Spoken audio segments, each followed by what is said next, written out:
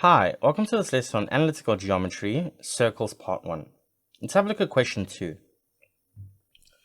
We're given the point A, given by the coordinates st, is a point on the circle with center at the origin and a diameter of 40 millimeters. Determine the possible coordinates of A if the value of s is triple the value of t. Okay, so let's go ahead and first just visualize what this circle is going to look like. So we know that it is on the xy plane and it has a center which is the origin. That was given to us. Okay, and they told us that the diameter is 40 millimeters. So depending on how we draw this circle, okay, so let's just get it to be the center. Okay, so I just want to undo that part there. Okay, so let's just get a bit of circle up here. Okay, so there's the circle. Now it's got the center at the origin point. So they tell us the diameter, which is this line here, or any line that goes through the center of the circle between 2 points on the circumference, that is 40 millimeters. So therefore the radius is 20 millimeters. Okay, so from here, what do we do? Well, we know that the equation of a circle is x squared plus y squared when the center is the origin equals to the radius squared. Okay. But now we need a point on the circle. Okay, so the radius, remember, is 20. So therefore you have x squared plus y squared equals 20 squared, which is 400. So a point A, we want the possible coordinates of that point A. So let's just call it over here, where the value of s, which is the x coordinate, is triple the value of the y coordinate. Okay, so if I call this point AST, all right, then we know I can actually replace that with A equals s being triple the value of t. So mathematically, algebraically, what is that saying? S is 3 times the value of t. So I can replace s with 3t. Okay, so now if I substitute that point into the equation, I get, in place of x, I replace it with 3t. And in place of y, I replace it with t. Okay, so 3t all squared means you're squaring 3 and squaring t by your exponential laws. So I get 9t squared plus t squared equals 400. Okay, these are like terms, so adding up becomes 10t squared equals 400. And then dividing both sides by 10, I therefore get t squared equals 400 divided by 10 is 40.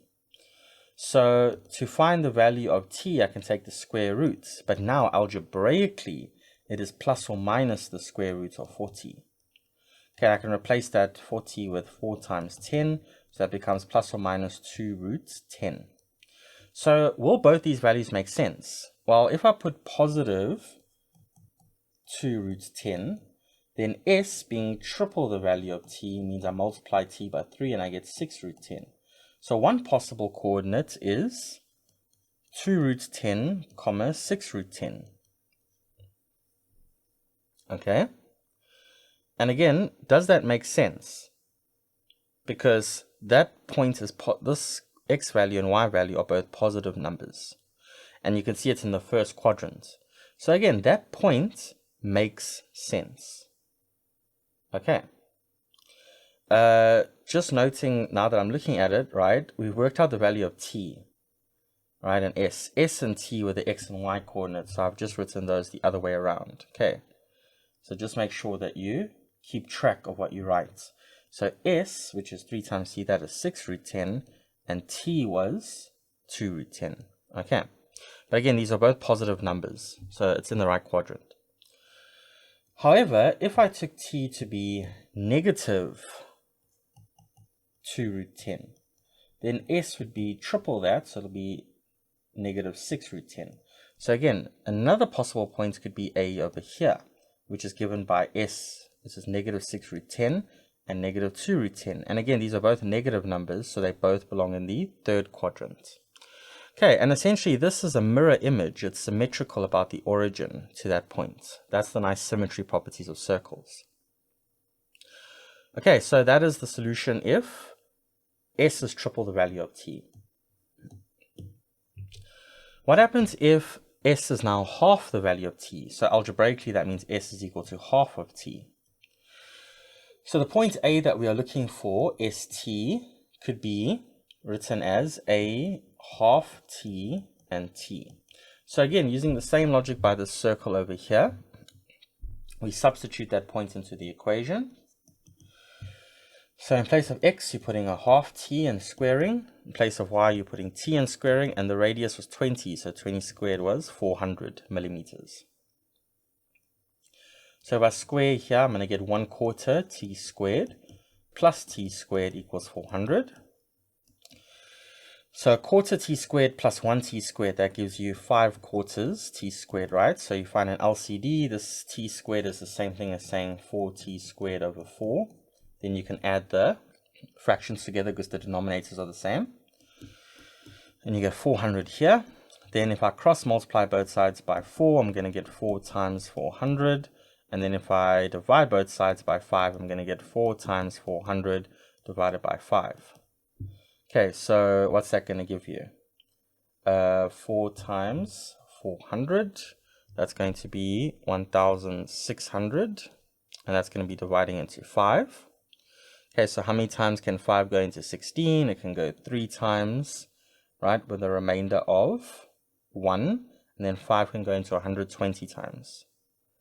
Okay, so if I multiply, yeah, that's going to be 1,500 plus another 100 is 600. So, okay, so your t squared value is 320. Okay, you can also use your calculator to find that value as well. But now, if I take the square root on both sides, it can be plus or minus the square root of 320. So again, I can just break up 320 as 32 times 10. 32 is 2 times 16 times 10. So that's 16 times 20. So the reason why I'm writing it like that, or even better, let's do 16 times 4 times 5, because I can break that third into now 16 times 4 times 5.